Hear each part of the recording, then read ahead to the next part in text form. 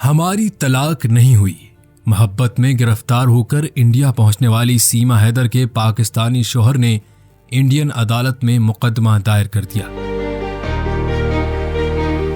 मोहब्बत की खातिर गुज़िश्ता साल इंडिया में गैरकानूनी तौर पर दाखिल होने वाली पाकिस्तानी शहरी सीमा हैदर के शौहर ने उनके खिलाफ एक इंडियन अदालत में कम से कम 19 दफात के तहत मुकदमा दायर करते हुए दावा किया है कि उन दोनों की तलाक नहीं हुई। सीमा हैदर के पाकिस्तानी शौहर गुलाम हैदर ने एक इंडियन वकील के जरिए सीमा पर बेईमानी, मुजरिमाना साजिश, दो बिरादरियों के दरमियान दुश्मनी पैदा करने और इंडिया में गैर कानूनी दाखिले की दफात के तहत मुकदमा दायर किया।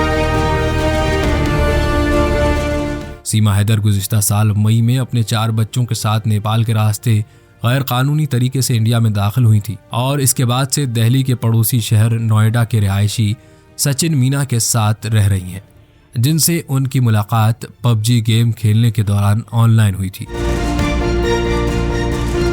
सीमा हैदर की शादी साल 2014 में जैकबाबाद के रिहायशी गुलाम हैदर से हुई थी। इस शादी से उनके 4 बच्चे हुए। बाद दोनों कराची शिफ्ट हो गए और 2019 में गुलाम हैदर काम के सिलसिले में सऊदी अरब चले गए। ये वो वक्त था जब सीमा ने सचिन मीना से बात करना शुरू की और उसका जरिया एक ऑनलाइन गेम था। इंडिया में दाखिल होने की कहानी मंजर-ए-आम पर आने के बाद इंडिया में सीमा और सचिन चंद रोज के लिए पुलिस के जेर हिरासत भी रहे थे, लेकिन कुछ दिन बाद दोनों जमानत पर रिहा हो गए। गुलाम हैदर के वकील मोमिन मलिक का कहना है कि सीमा की तलाक नहीं हुई, जिसकी वजह से उनकी सचिन से शादी इंडियन कानून में नाजायज है और वो अदालत को गुमराह कर रही हैं। ताहम सीमा के वकील AP सिंह ने इस दावे से इख्तलाफ करते हुए कहा कि सीमा ने 4 साल कबल गुलाम हैदर को ज़बानी तौर पर तलाक दी थी। उन्होंने एक आलमी खबरसां इदारे से बात करते हुए बताया कि गुलाम ने उन्हें छोड़ दिया था और उसके बाद वो अपने वालिद के साथ रहती थी। वालिद की मौत के बाद सीमा का सचिन से राबता हुआ और वो इंडिया आ गई।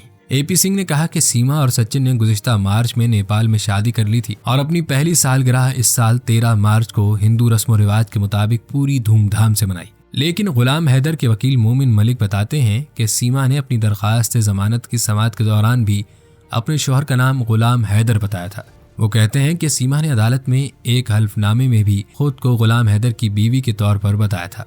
उन्होंने कहा कि सीमा ने कोई सबूत पेश किया, न ही अदालत में कोई दस्तावेज जमा करवाई कि उन्होंने गुलाम हैदर को तलाक दी थी। वो सवाल पूछते हैं कि जब आपकी शादी सचिन से मार्च 2023 में हो गई थी तो आपने अदालत से जमानत हासिल करते वक्त गुलाम हैदर का नाम दस्तावेजात में क्यों इस्तेमाल किया। उन्होंने कहा कि सीमा की तमाम दस्तावेजात में गुलाम हैदर उनके शौहर हैं। उन्होंने अपने शौहर को धोखा दिया, अदालत में झूठ बोला और अब वो इंडिया में गैर कानूनी तौर पर रह रही हैं। मोमिन मलिक का कहना है कि अदालत ने मकामी पुलिस को नोटिस जारी करते हुए 18 अप्रैल तक रिपोर्ट पेश करने का हुक्म दिया है। मोमिन मलिक के मुताबिक गुलाम हैदर ने पाकिस्तान की NGO अंसार बरनी ट्रस्ट के जरिए उनसे राब्ता कायम किया। ताहम सीमा के वकील AP सिंह ने इस केस को पब्लिसिटी स्टंट करार दिया। उन्होंने कहा कि वकील के इंडिया में होने से इस केस पर कोई असर नहीं होगा, लेकिन मुकदमे की समाअत के लिए शिकायत कुनिंदा को अपने वकील के अलावा खुद या किसी और नुमाइंदे को मुकर्रर करना होगा।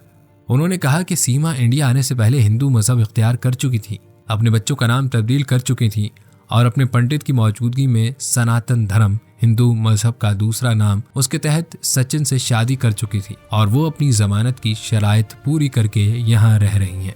इस इल्जाम पर कि सीमा ने एक इंडियन अदालत में गुलाम हैदर के नाम का इस्तेमाल अपने शौहर के तौर पर किया। AP सिंह ने टाइम्स ऑफ इंडिया को बताया कि चूंकि उस वक्त सीमा और सचिन पुलिस हिरासत में थे और सिर्फ मुल्जिम कागजी कार्रवाई का जिम्मेदार नहीं होता, पुलिस या क्लर्क ने हकायक की जांच पड़ताल के बगैर कुछ लिख दिया होगा। फौजदारी मुकदमात के वकील कर्नल सिंह का कहना है कि गुलाम हैदर का मुकदमा इंडिया की अदालतों में नहीं चलेगा। वो कहते हैं कि सीमा की शादी पाकिस्तान में एक पाकिस्तानी शहरी से हुई थी। पाकिस्तान में जो कुछ हुआ उस पर इंडियन अदालतों का दायरा इख्तियार नहीं। वो कहते हैं कि दोनों सीमा और गुलाम हैदर पाकिस्तानी शहरी हैं और पाकिस्तानी या इंडियन शहरी सिर्फ अपने मुल्कों में मुकदमा दायर कर सकते हैं, न कि एक दूसरे के मुल्क में। दोस्तों, अब देखना यह है कि इंडियन अदालत इस मुकदमे का फैसला किसके हक में सुनाती है।